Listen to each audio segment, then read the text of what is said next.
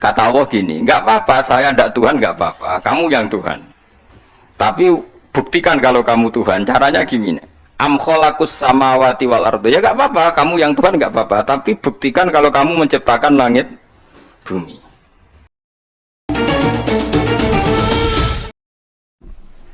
Al-Fatihah. Bismillahirrahmanirrahim. Alhamdulillah. Ar-Rahmanir-Rahim. Surah Khairil Muhdibi alaihim waladhdallin. Terus niki napa niati nggih dawuhe Mu'ad bin Jabal niku ta'alu bina nu'min sa'atan. Terus Mu'ad bin Jabal teng riwayat Bukhari sering dawuh, ayo rene moro aku, ayo do iman bareng-bareng. Dados ngaji kados ngeten niki termasuk nambahin napa iman. Suwargo dicipta sedemikian mewah ya demi yang menerima la ilaha illallah. Terus neraka dibikin se ekstrim itu juga bagi yang nolak. Kemudian dibikin daru pelatihan yaitu dunia ya, karena kalimat berarti kalimat ini luar biasa. Wa biha qamatis samawati wal ardu. Kalimat ini pulang menjadikan langit bumi berdiri. Bon. Lalu sekarang kita bisa ngomong, bisa berpikir, bisa ngadekno BPKB macam-macam. Itu karena kita sendiri apa karena kudratullah? Saya tanya. Karena kudratullah. Kalau karena kudratullah, apa susahnya Allah bikin kemampuan tanah ini nangis, tanah ini susah. Wong podo-podo kowe iso nangis, iso mikir ya mergo kudratullah, ndak karena kamu.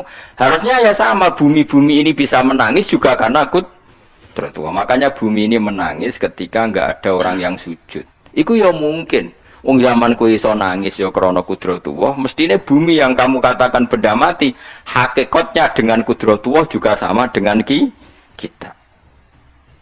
Mulane tenggene kitab Al-Husnul Hamidiyah, kula ngrasa utang tenan mbek kitab. Dulu saya ngaji 2 tahun kitab Al-Husn. Kitabnya kecil tapi saya ngaji itu 2 tahun. Berkali-kali saya ulang. Itu beliau cerita gini. Dia yang ngarang itu orang alim, kebetulan dia orang India. Memang kelebihannya kitab dikarang orang Arab itu luweh bulat. Wong Arab kan semuanya Islam, karangannya itu standar. Ini dikarang orang India. Di Tonggo Blodor, di masjidnya, dikarang ulama yang masyarakatnya itu ndak karu-karuan.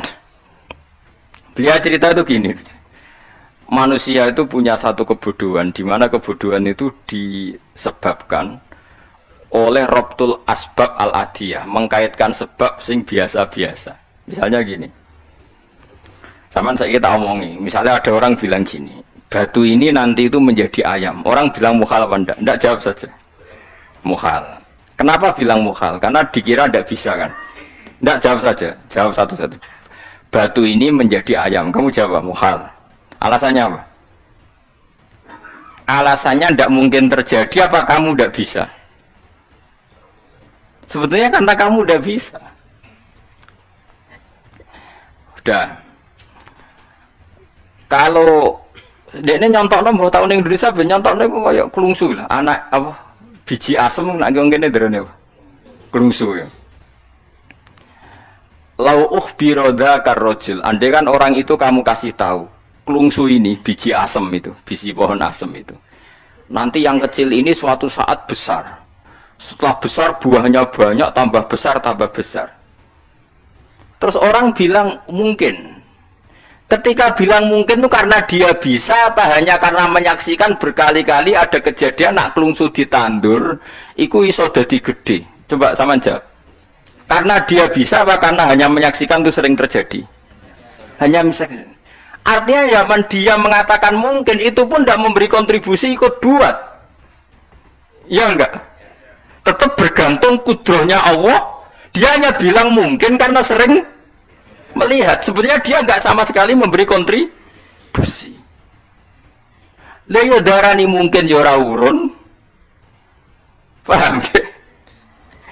Lalu kenapa dia kecangkeman terus muni wong wis mati dadi lemah gak mungkin dadi manusa meneh. Lho zaman dadi manusa sing wis ngene iki kok mani dene lara melok gawe.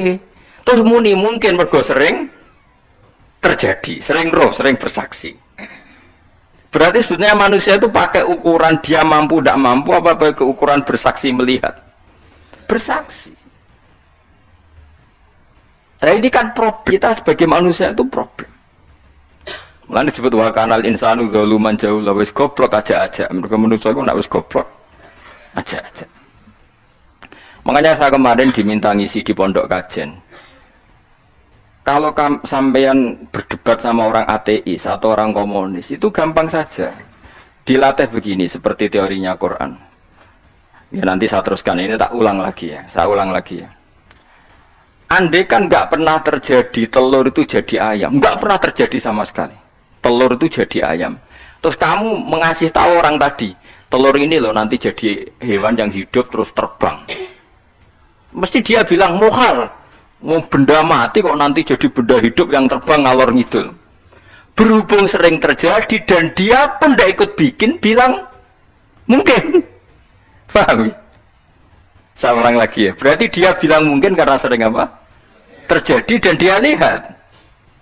Andai kan pertama kali nggak ada telur sama sekali yang jadi ayam, terus pengalaman pertama di dunia belum pernah terjadi. Kamu kasih tahu telur ini nanti jadi ayam terus terbang. Orang ini bilang muhal enggak?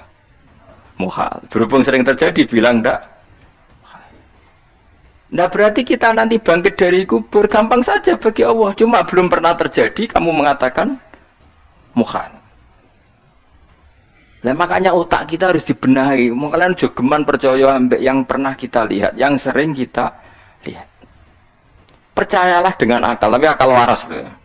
Para waras itu serepot tatanannya wangil. Makanya Islam itu melatih.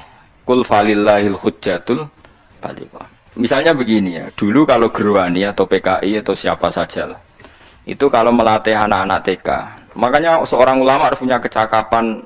Penjelasan ibanatul ahkam itu anak-anak kecil dilatih, anak-anak kamu terpejam mintalah apa manisan sama Allah, ya Allah saya minta manisan, saya minta permen,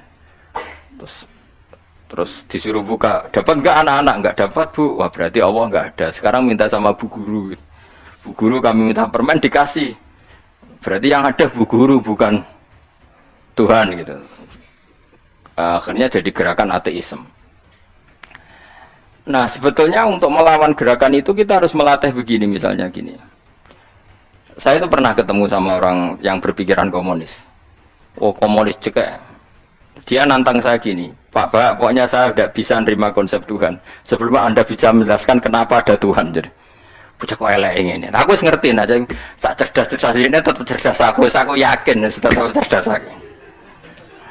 Rasanya selain raine seram meyakinkan, tapi pikir tetap cerdas. Kulo itu kan wong Quran gitu, artinya punya pikiran panjang. Mungkin di antara orang Islam kita ini tidak punya kecakapan menjelaskan, tapi kalau orang sering baca Quran, apalagi dia ngaji tafsir ya, yang waras maksudnya waras lah. Terus rapati seneng duit, barang ini penting ya. Kalau seneng duit, wis mari goblok. Yakin ulama seneng duit, mari goblok, tak jamin. Wis.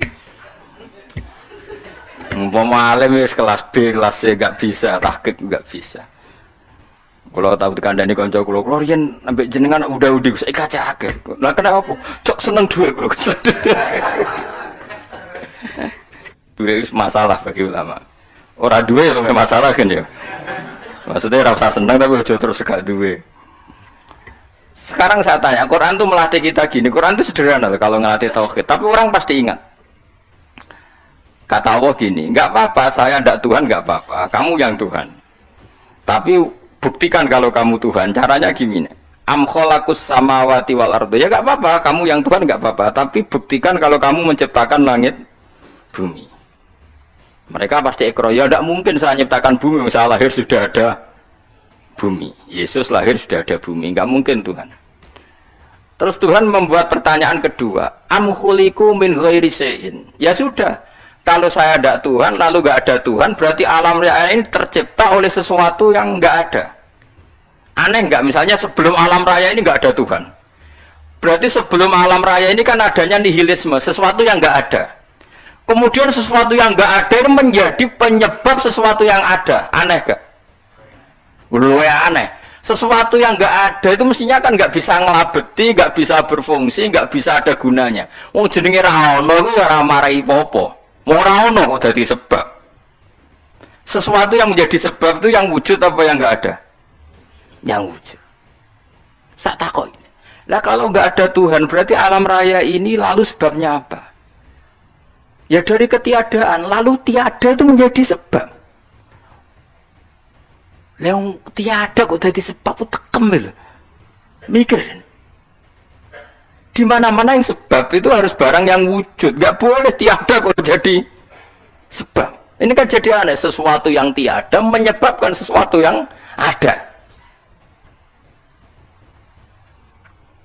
Terus dia bilang, ya pokoknya ronde ini kalah, tahu mana pikir nganti mati temenang aku